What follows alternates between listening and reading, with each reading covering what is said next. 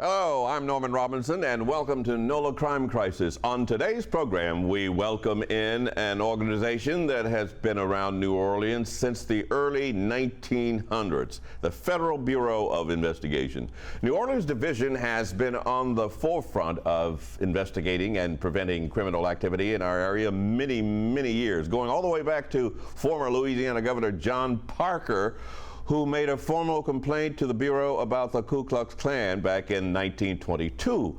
One of the very first cases in the New Orleans Division. And joining me now to discuss what is happening over 100 years later in this same division is Special Agent in Charge Lionel Myrthil of the FBI. Special Agent in Charge Myrthil, thank you for being here. Yeah, thank you for having me. On NOLA Crime Crisis. We begin our show by taking our cameras to the street, just to sample some of the opinions and feelings about what people are thinking in regards to law enforcement and crime. So let's take a listen and see what we came up with this time, and then have you react to it. All right, thank you, sir.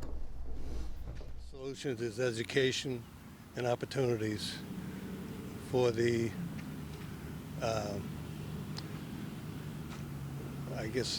socioeconomic class.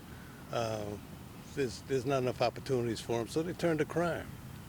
But there's not enough punishment for the crime, and we need a bigger police force to, police the crime. Essentially, it's what you heard is what we always hear. Not enough punishment for crime, and not enough law enforcement. And law enforcement needs more pay. So what are you hearing in terms of that when you talk to citizens about their feelings? I think what I'm hearing is pretty consistent in terms of the main concern is people want to feel safe. And I think that's the most important consistent message that we've heard across the board. And for us, what that means is we understand that there are limited resources. I think a lot of agencies, a lot of departments across the nation, to be clear, are dealing with limited resources, and whether it's personnel or monetarily. But I think that's where our emphasis is really bringing everyone together, focusing on partnerships and focusing on prioritizing what's most important in terms of having impact on our community. And with those partnerships, it's really about bringing the best of and the greatest strengths of each one of our agencies together to focus those limited resources in a way that really brings a true impact on the community. Now, is that a greater challenge because criminals are, the criminal element is more sophisticated now? I think over time you do see the criminal element change in terms of the levels of sophistication. Our job and our challenge continuously has been to keep up with those trends, and actually, to be honest, to get ahead of those trends. And that's really that's about sharing of intelligence and being transparent in what we're seeing on the streets and what we're seeing across the nation. Yes, they are, getting more sophisticated, but so are we, and that's always been a challenge, is to try and stay ahead of the industry. So what are some of the unique challenges, if any, here in the New Orleans area that the FBI is facing compared to other regions? I think one of the challenges that that's always been a huge issue for this area is violent crimes. People want to feel safe. Whether you're going to the grocery store, going to a festival, going to your church or your wherever you're going, you want to feel safe, and you want to feel that you're in an environment that you can thrive without having to look over your shoulder. That's always been a challenge, and that's been an emphasis and a priority for me, especially coming into this role, is to make sure that the community of New Orleans, the greater New Orleans, and Louisiana as a whole understands that we're here, we care, and we're listening. And I think that's the most important, that we understand that we hear you as law enforcement, we feel you, we're in this community as well, and we want to feel safe as well. And in order to feel safe, we have to be able to make an impact against the crimes. And talking about making an impact against the criminal element here in the New Orleans region, can you discuss any of the recent successes that you've experienced in New Orleans as a result of this cooperation or collaborative effort that you've undertaken? Absolutely, and we've the successes are happening on a daily basis. Some are seen and some are behind the scenes.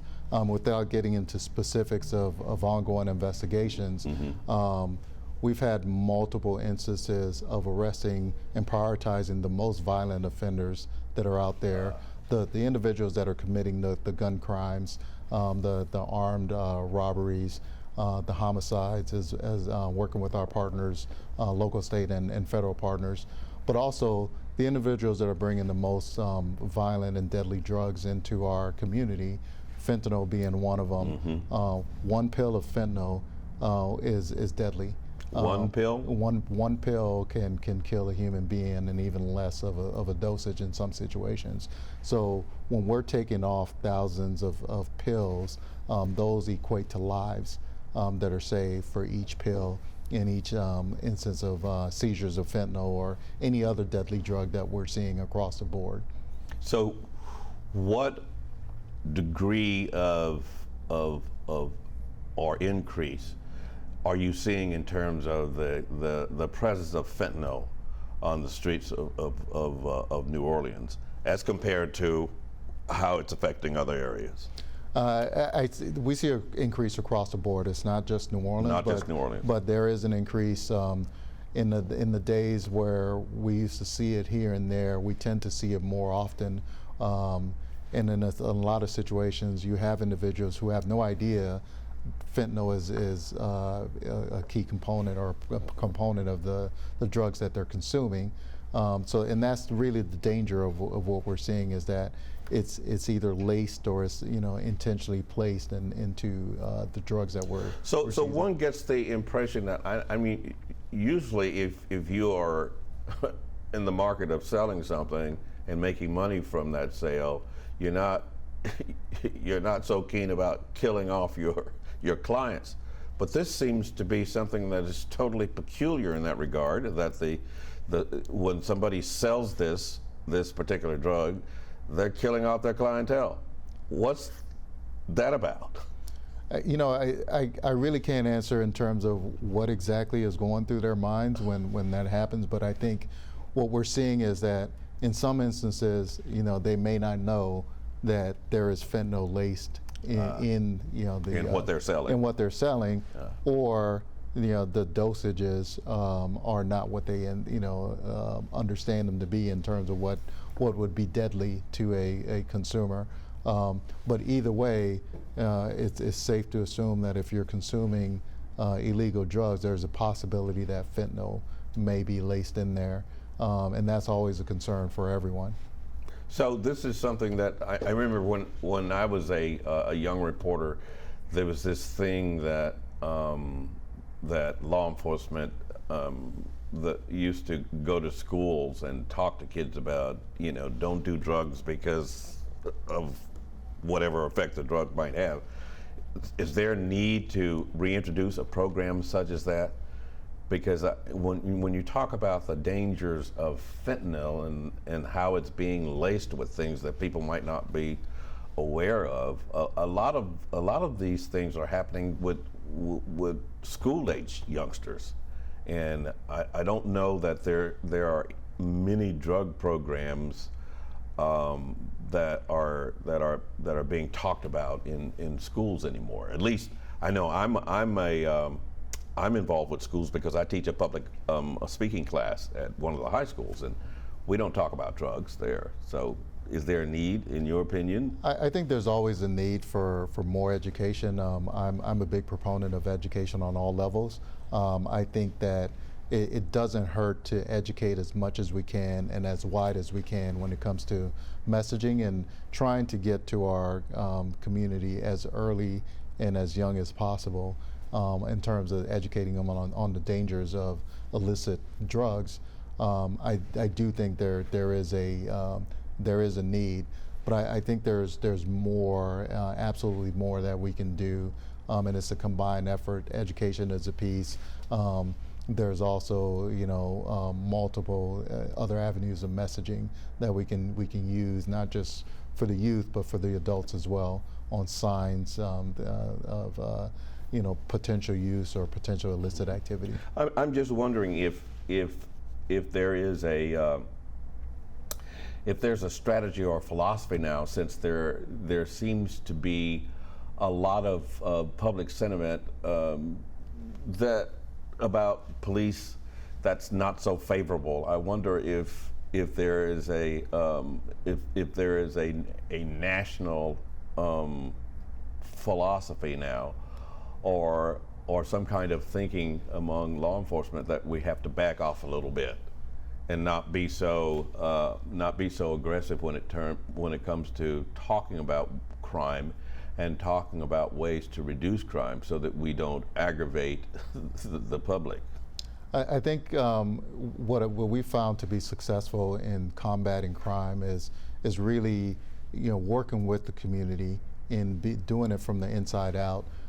So it's a partnership with the community and making sure that we have that dialogue, and the only way we can have a dialogue is to have the trust of the community.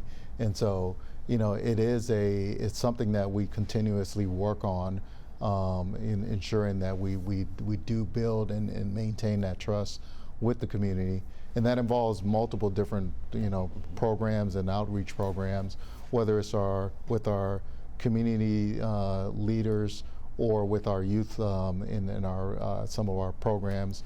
We have a program here in Louisiana, the Future Law Enforcement Youth Academy, where we focus on high school age students and bringing them into a space where they're exposed to law enforcement, whether it's on the state, local, federal side, as well as the attorneys who are involved in law enforcement, and really getting them an opportunity to be hands-on and interact with our law enforcement officers, whether it's running with them in the morning, it's an overnight camp, whether it's doing mock trials or going in and doing the hands-on forensic work, but really getting them exposed to some of the things they may see when they're in the line of service that we are in.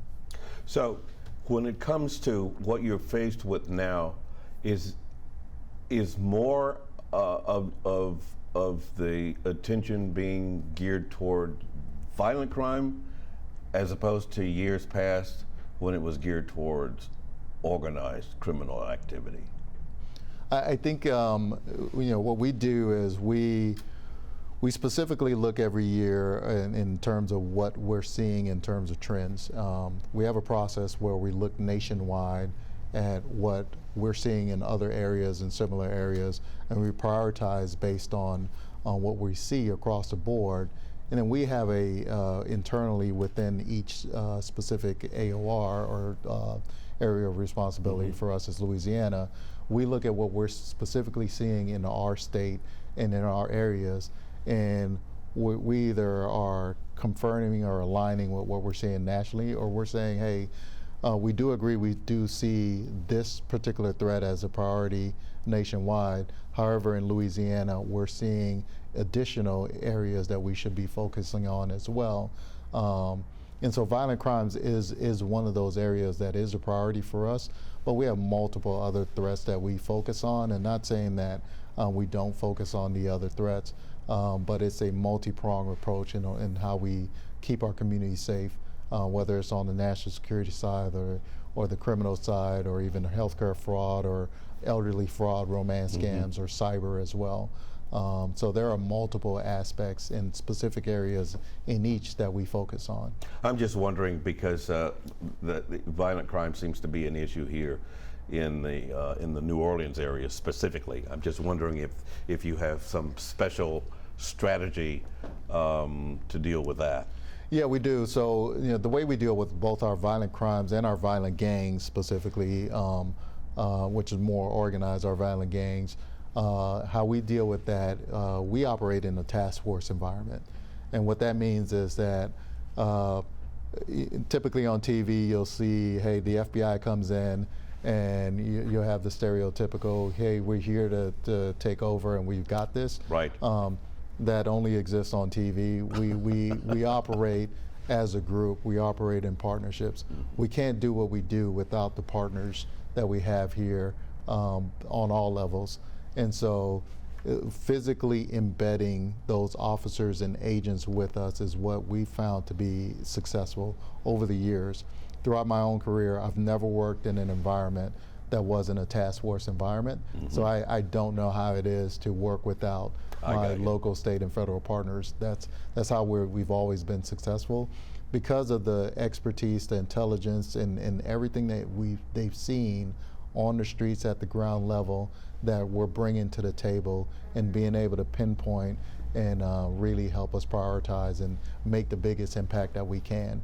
But having them physically embedded in our spaces and physically sharing the intelligence and then acting on the intelligence based on that.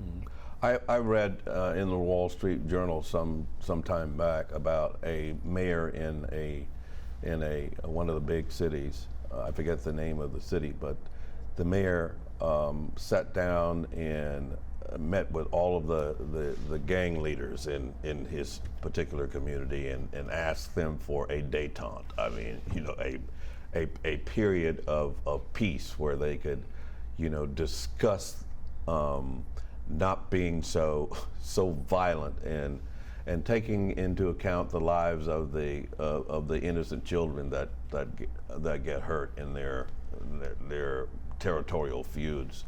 So that gives me the impression that law enforcement and public officials know who these people are, know where they are, and know what they're doing. So if that's the case, then why can't we just round them all up? Yeah, I wish it was that easy. I wish it were that easy to round them up. But I think the key there is that it's the community engagement that's important, because we do have members of the community that are aware and are able to assist us and point us in the right direction. We have a community engagement council with the FBI where we're looking at bringing together the religious, the minority leaders, the private sector business leaders as well. Bring everyone together to have candid discussions about what they're seeing from their vantage point, and then how do we leverage those relationships and the trust that we have, so that we can have dialogue similar to what you mentioned, with the community leaders going directly to the community members to talk about. Is that something you all are currently engaged in? It's something that we've engaged in the past, and it's something that I am continuing to get engaged in. We recently had an engagement at a local church, United Against Hate, which was a campaign against hate crimes, and just really working with and having candid discussions with the community on what they're seeing, what their expectations are from us, and to provide them a voice and opportunity to hear, for us to hear what they're dealing with, and for us to understand any potential gaps that we may be missing. So how does that transpire? I mean, are you actively reaching out to these communities, or do they reach out to you? It's both. It has to be both ways. It has to be both ways. So it's us reaching out to them, and then them reaching out to us. And we have some key partners that are that we've had relationships with over the years that have been great partners with us, that are able to provide those individuals that do carry the voice and the trust of the community to be able to have a relationship with us. And I've expanded that to actually bringing them, the goal is to bring them into a space where we can sit down and have those conversations between the FBI and the community directly, and hear just the candid truth of what they're I'm seeing. intrigued by that. You say you've expanded that so you can bring them into a space. Is that sort of a space where their anonymity is protected? So when I say space, so it could be a community, like community roundtable type discussion, whether it's at a local church, at a community center, but just bringing them into an environment where we are all sitting together, not virtually, but all physically sitting together and having a conversation across the table from each other. How does what you're doing now compare to the 16 years that you've experienced in your relationship with the FBI? It's from the outset, to me, it seems that law enforcement in general is trying to prop up areas where there's been a societal breakdown. Are you seeing more of that in your career as your career has transpired? Yeah, I think what I've seen is it's been consistent in terms of what I've seen as being successful across the board. I've primarily been in areas of high violence and high crime. I started my career in St. Louis, Missouri. Moved to New York, and then previously I was in Washington, D.C. And what we found that's been successful is really working with the community from within and being a part of the partnership between, because it's a three-pronged piece, and even greater, but it's a partnership with our law enforcement partners, the partnership with our community leaders and community members, and then our private sector as well. And that's what we found. It's a balance between making sure that we maintain the trust and relationship between all three. Historically, the FBI was thought of as a white collar crime agency, and it appears to me that you've become, in addition to the white collar crime agency, you've become like the social police in terms of trying to keep violent crime and drug activity under control. Is that your assessment? So I would say, over the years, going back to the founding of the Bureau, it was traditionally built on accountants. As a former accountant myself, it was built on accountants and lawyers. But we've expanded, going back almost 100 years now, and really have expanded as the country has evolved and the responsibilities that the FBI is held to. Our mission is simple, but it's very complex in terms of what we say is our mission. Our mission is to protect the American people and defend the Constitution of the United States. And that mission is profound in how we do that. And that, it's not just a violent crime issue. It's, everything that we're starting to see as we progress into the modern age. Cyber was never something that we would imagine we would be in 30 years ago, 40 years ago, but we must evolve as an agency, and we have evolved to tackle those issues. Terrorism prior to 9/11, and as a result of 9/11, terrorism is always going to be one of our highest priorities in order to prevent what happened during that day. But we're seeing counterintelligence, all the other pieces that affects us on the day-to-day or affects the country as a whole, that we can't ignore, and we have a duty and an obligation to make sure that we are paying proper attention to and ensuring that we are maintaining a sense of safety for our communities. Well, what is your hope, or I should ask, how optimistic are you that we're going to get this violent crime element under control that we're now experiencing in New Orleans? And I know that the statistics say crime is going down, but people are still fearful. I mean, people are still looking over their shoulder. Absolutely. Especially when they go out at night. Well, I'm very confident in the fact that with the partnerships that we're building and the conversations that I'm having with those partners, that everyone's committed to making that impact and everyone's listening to. We do understand the numbers are showing that violent crimes is down, but we want people to feel safe, and so we're having daily discussions as a group in terms of, hey, how do we make an impact? What are we hearing coming from the community, and where can we have the greatest impact in terms of what we're doing here? So those discussions are being had. with all of us on the federal, state, and local level, as well as our U.S. Attorney's Office and DA and everyone involved. How often do you find yourself adapting or enhancing strategies because of something new that you've been faced with or confronted? I would say every single day. Every day? Every single day. We can't succeed if we're not able to adapt, so we have to remain flexible and adapt on a regular basis because the criminals are adapting on a regular basis. And so if something succeeded 10 years ago, we can't rest on our laurels and say, hey, we're going to do this the way we've done it for the past 10 years. We always do I was a member of the SWAT team. Every time we have an operation, we do something called an after action. Even though it was a successful operation, we still do an after action and sit and we talk about what went right, what we could have done differently, and things that we want to improve on a regular basis.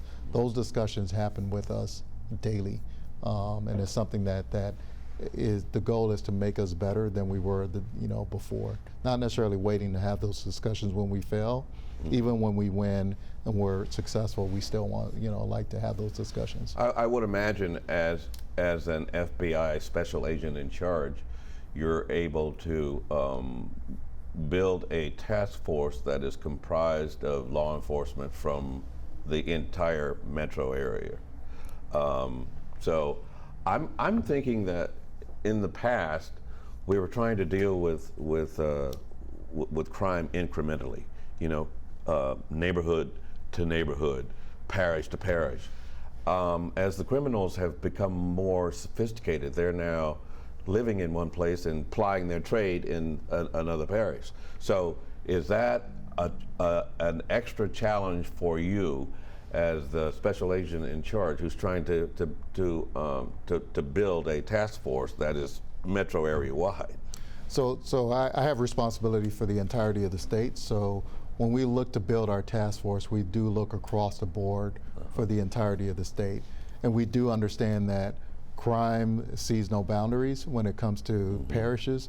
And so our task forces are comprised of individuals from multiple different parishes.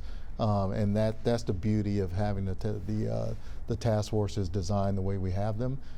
So we can be flexible and mobile enough to tackle whether or not the person is residing or committing the crime in one specific area, so we can make sure that we're nimble enough as a task force to deal with those changes. For laypersons like me, even if you know who these people are, you have to follow the letter of the law. Absolutely, yeah.